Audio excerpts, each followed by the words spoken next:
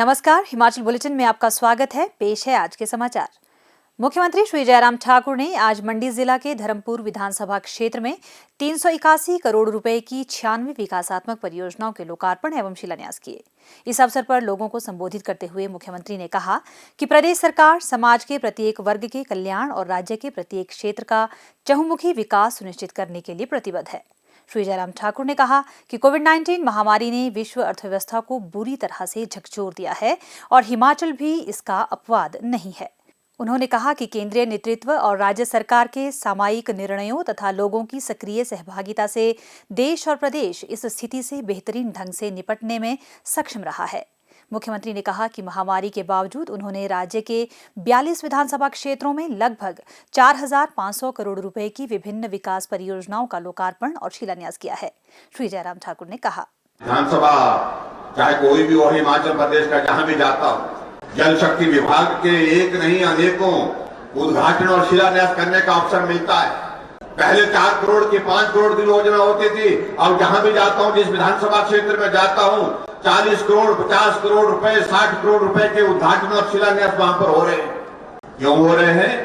इसलिए हो रहे हैं जहां आदरणीय प्रधानमंत्री जी ने जल जीवन मिशन के अंतर्गत तय किया, हर भारतवासी को शुद्ध पेयजल मिलना चाहिए, घर के नजदीक नहीं घर के अंदर मिलना चाहिए। उस बात के लिए हिमाचल प्रदेश ने भी उसमें काम किया और इस विभाग में काम करते हुए मुझे इस बात की प्रसन्नता है, पूरे भारत में जल जीवन मिशन में हिमाचल पहले स्थान पर आगे चल रहा है। पहले स्थान पर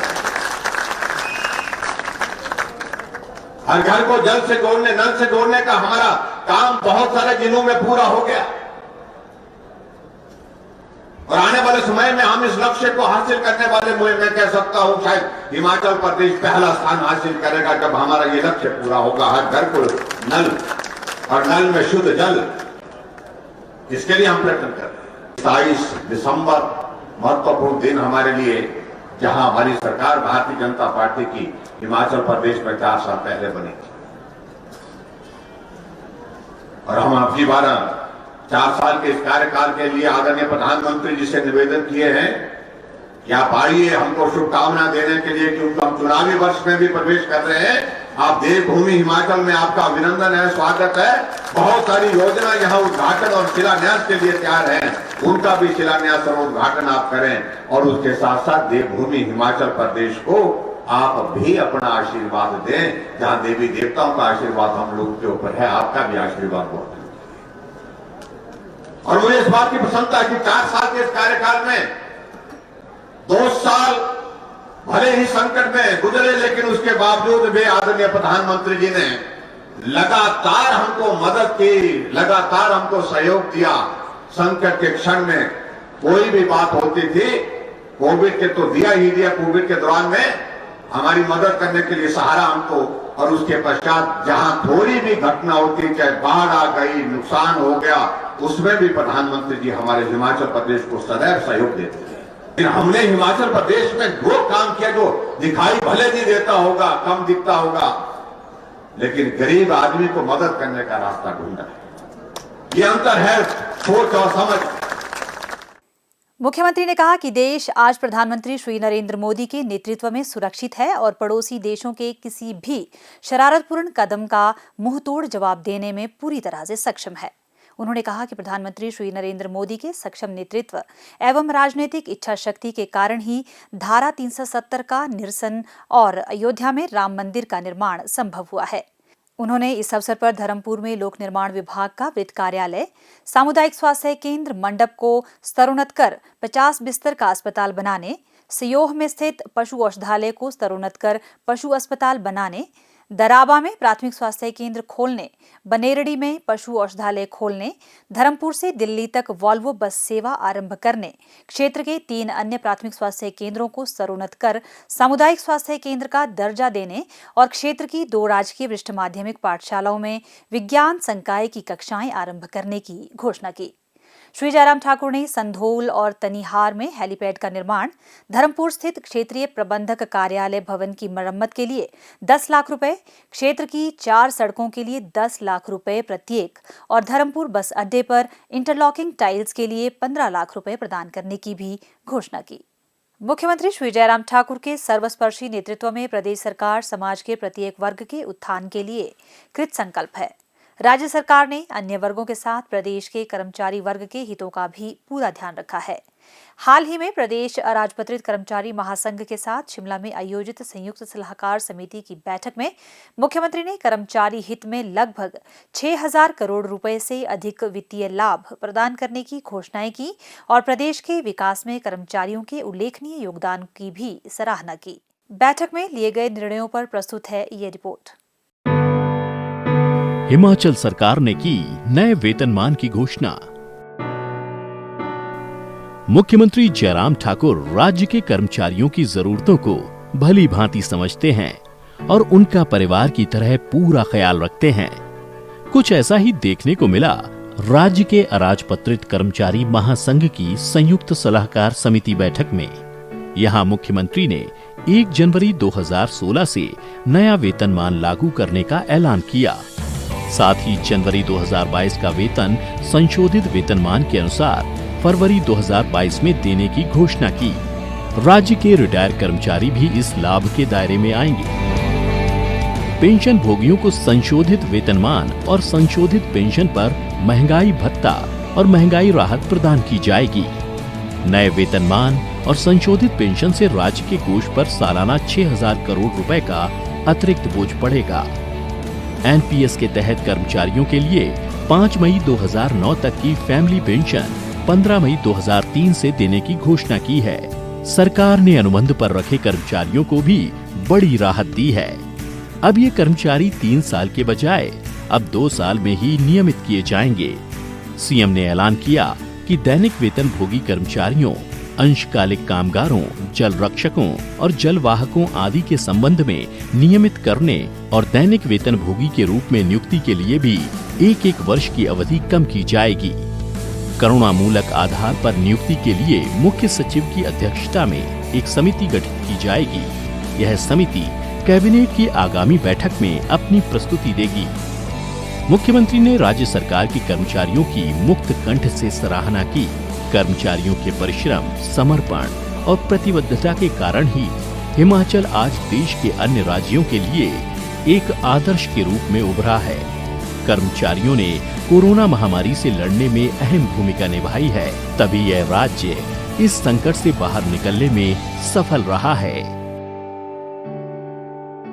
हिमाचल सरकार, हर एक का ख्याल।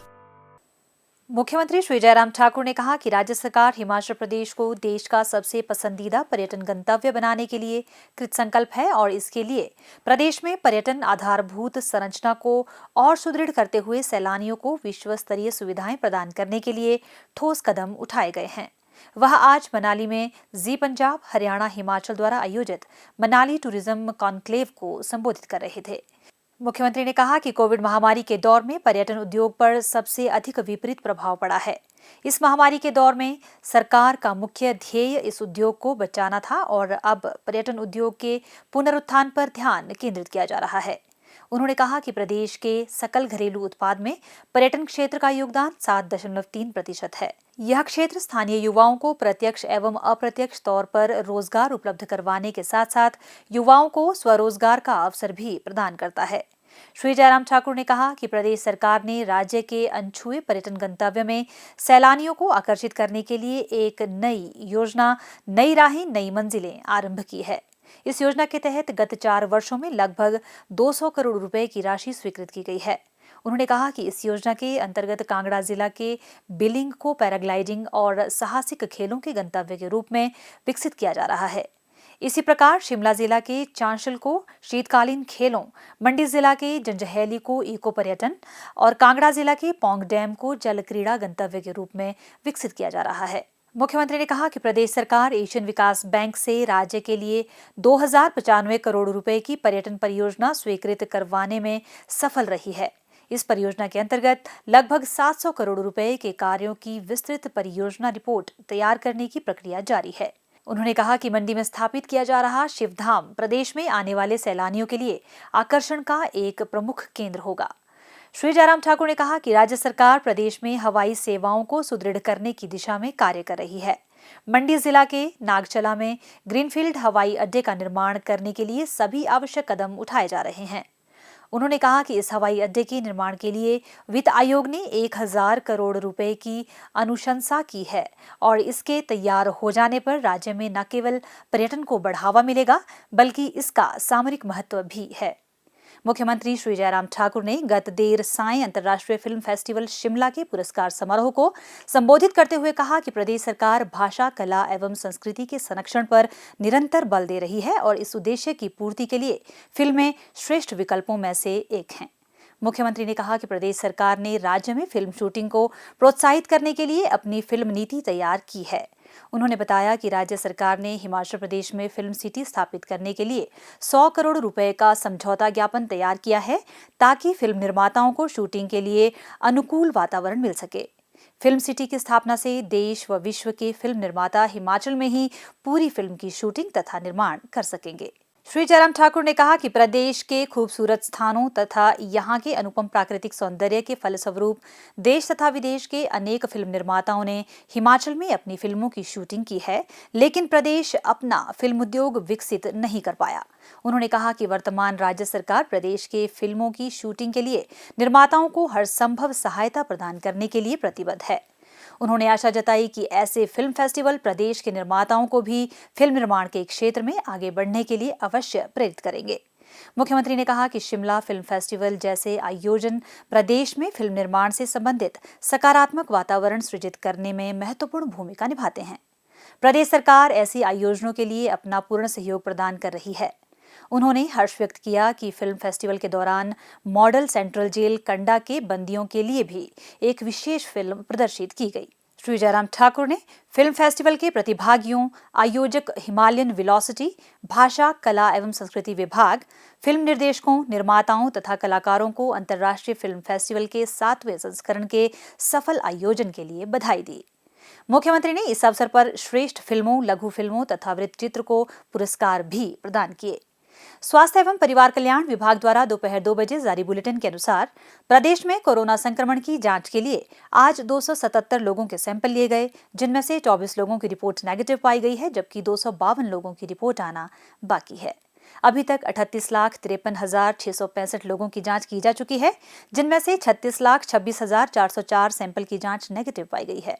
प्रदेश में कुल 2,27,800 लोगों में कोरोना वायरस के संक्रमण की पुष्टि हुई है, जिनमें से 2,22,419 लोग इस बीमारी से ठीक हो चुके हैं और 742 व्यक्ति उपचाराधीन है।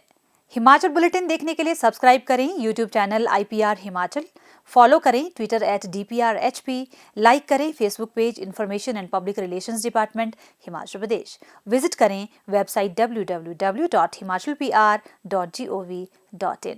इस अंक में इतना ही। कल फिर होगी मुलाकात। दीजिए इजाजत। नमस्कार।